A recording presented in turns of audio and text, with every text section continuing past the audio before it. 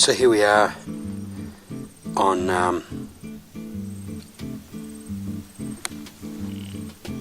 up in the Alpine country above Jindabyne in the Kosciuszko National Park, and this is a montane peat bog with the tree line above us. So this is like an inverted tree line. We're up on the Renex ridge here. Just dropping the camera.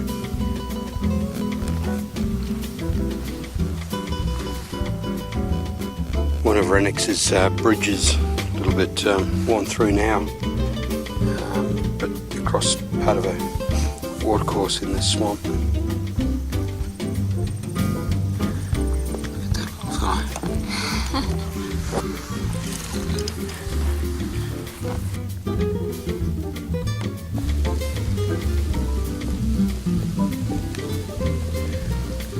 Light bit of rain here at the moment, beautiful bit of just rain coming down on us.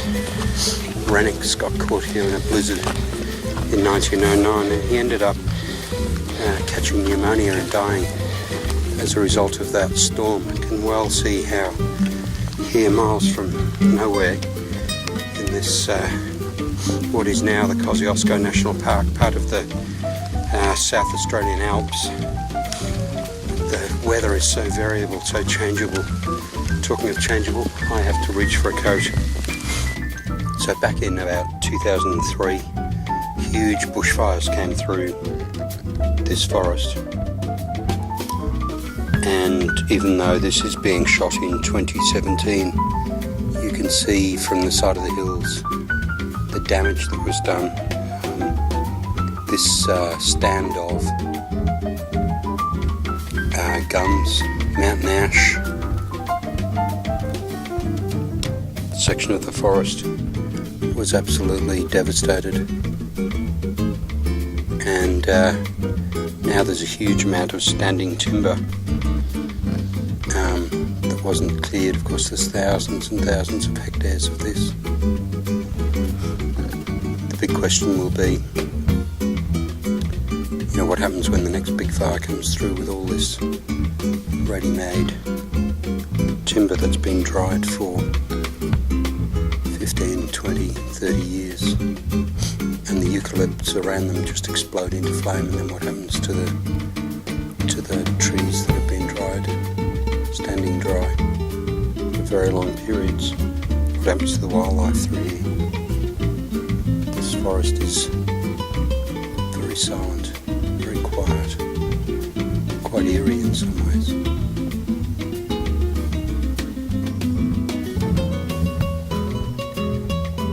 Of course, that doesn't mean that there hasn't been regrowth.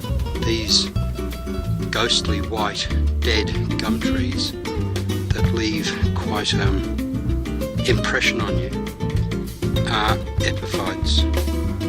That is, that they are able to sprout leaves.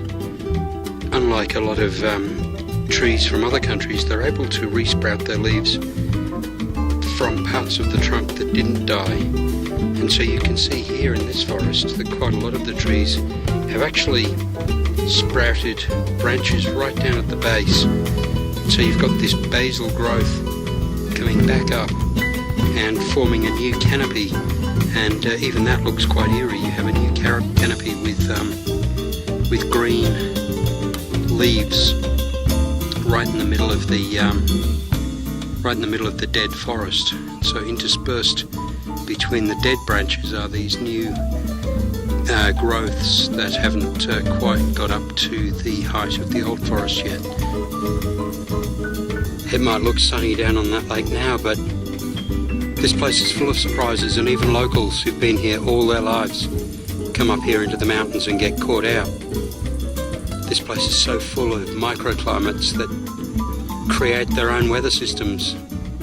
The weather down there, the weather up here, completely different things.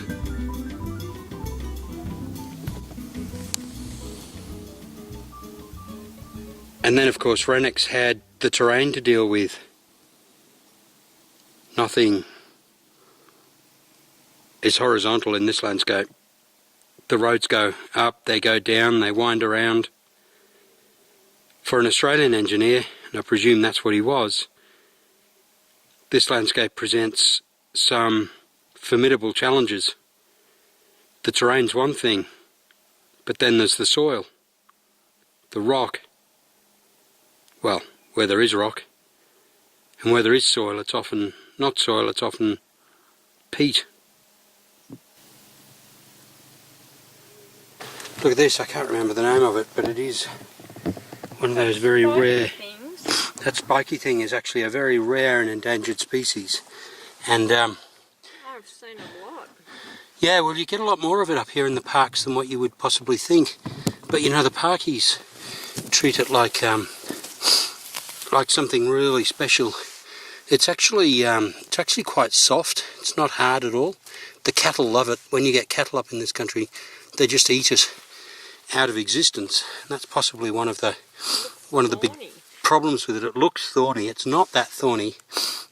Cattle, sheep eat it as well, and it's quite nutritious for them. So when they had cattle up in this high country, they don't have them here anymore because it's a national park. But this used to be sort of summer grazing lands, and the farmers from down there in Jindabyne would bring their cattle up here in the winter, in the summer, and graze this country out. And this stuff nearly disappeared. And here it is, just in kind of a rocky crag, just in amongst some rocks where it's been able to survive.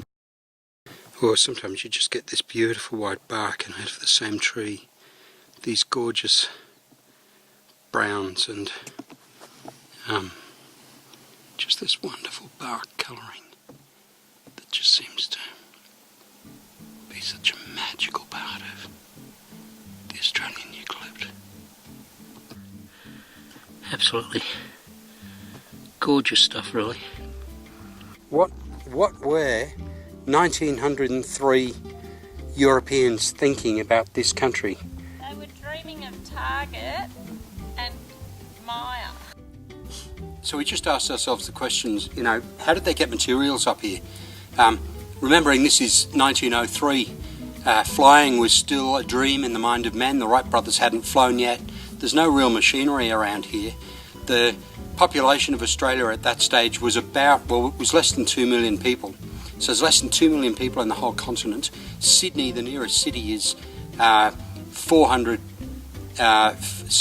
kilometres kind of to the northeast of here. We're 200 or 300 kilometres inland. We're probably another 700 kilometres from Melbourne.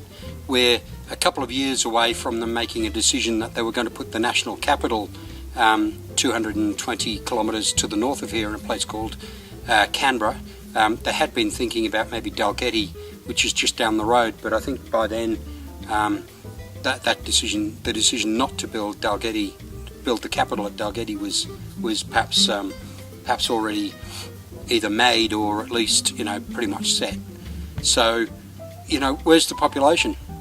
Well, as I just said, you know, when we were looking at a plant down here, that there were cattle country down the bottom here, and one of the opportunities was to open this up for summer grazing, much as they do in parts of Europe and other parts of the world where you have, you know, your winter grazing down on the low country, and then you come up here for some summer grazing. So that was one of the opportunities that was there. Another thing they'd been thinking about was maybe turning the Great Snowy River that we looked at a little while ago west, and maybe irrigating some of the inland countries that don't get anywhere near as much rain. But it still remains, there's this huge question, why would you even want to build this road in this country, why, in this type of country? Why do they need this road right here?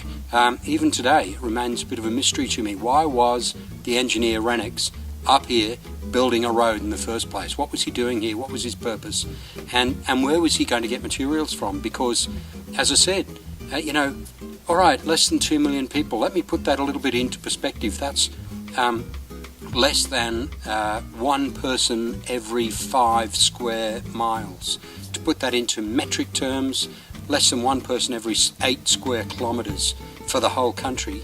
And the nearest large sort of centres, well, there's Queanbeyan maybe maybe 300 or 400 kilometres up the road. There had been a bit of a gold rush here in the 1850s up at a place called Kiama, which is still quite a long way from here, another 100 miles or so north of here, and further west in these mountains. There was gold that was found. So who knows what they were going to find here. Maybe it was maybe they were thinking about the Snowy Scheme. Maybe they were still looking for more gold, the opportunity of other minerals and stuff through this country. But the resources are very limited. You didn't have helicopters, you didn't have machinery that you could just come in and bring up here and bring materials with you to build roads. And much of this country remained right up until Renex's death very much unexplored and unknown. So very difficult country to build in, as we talked about, very unknown country. What was here for them? How were they going to go about developing this country, and why would you go about developing it? All very interesting questions.